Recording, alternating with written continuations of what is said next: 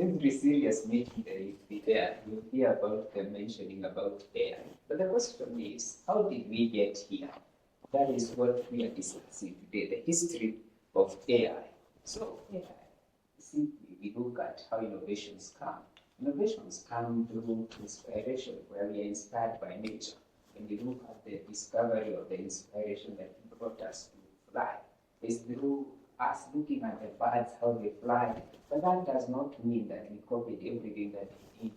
We didn't copy that our aeroplanes have to have wings or anything, or to lay eggs and all these things. It is simply we were inspired by that. And there were people who started on this, like Leonardo da Vinci, where he would still draw all these things about everything. But finally, what came up is we copied the law of lift. From there is how we discovered. For AI, the inspiration is simply the inspiration of the brain, where now we've got to look at the brain. How does the brain work? And we see how the brain works through the neurons. And that is how the world came up with things that are called ANN, the artificial neural networks. However, before then, the people discovered that there was a man called Alan Turing.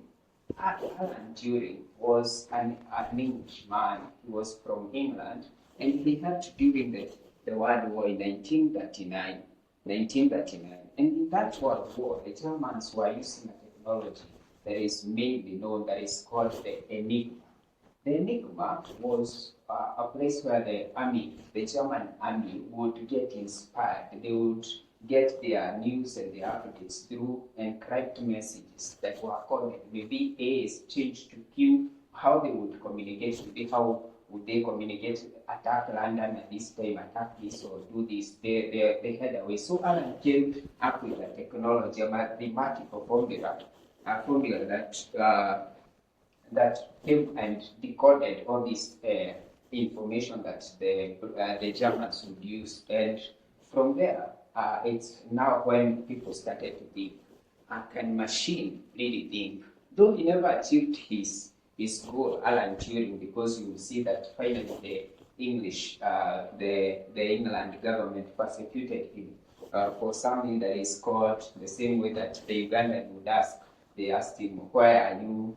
GAY. They persecuted him and he ended up dying in 1954. However, there were men who came, a man called John McCarthy. John McCarthy invited his friends, or the great brains of those days, for a conference in Dartmouth in 1956. And there he invited Minsky, Shannon, Nelwell, and a guy who was called Simon. Shannon is also called cloud, and you all know about the story. And today, almost everyone is using cloud, and that is where maybe the inspiration for that came. Shannon. Shannon is the king of information. He came up with the theory of information, or he is the father of digital communication, where you can compress information together.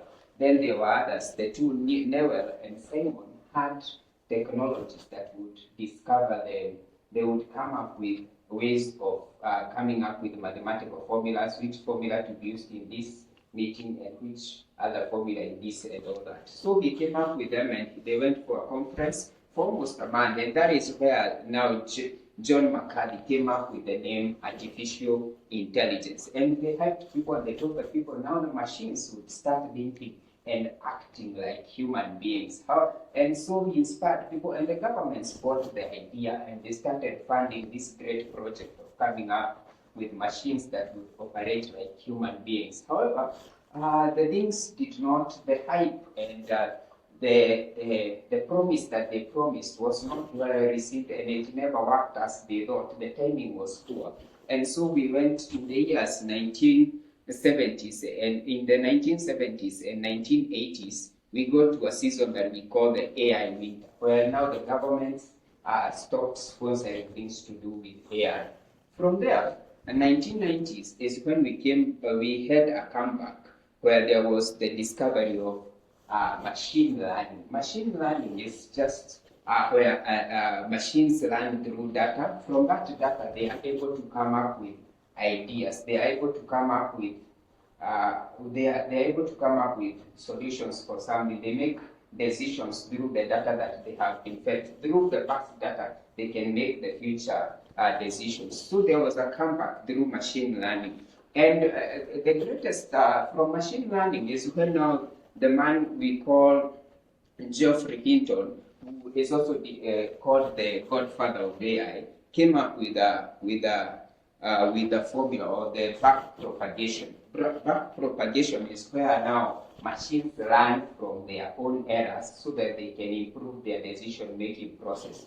From that back propagation is where now we got to something that is called deep learning, which is a multi-layered machine learning program where it can now make decisions from even images and all that. Then finally, as we come to conclusion, in the year 2009, people started using images and they would feed their computers with images and see if it could detect. And there was a competition by Fei where he had something that is called ImageNet. ImageNet is a program that would be fed so many images and it would detect what images containing a certain thing. And from there, the competition went on and on. And also this Geoffrey Hinton, in the year 2012, they were able to come up with their own system that would use the gaming chips. And from that, those gaming chips, 2012, this was 2012, they used them, and it was able to to exceed the performance of ImageNet. They also was called AlexNet, and it's from there that people came to know that machines can learn and machines can also think.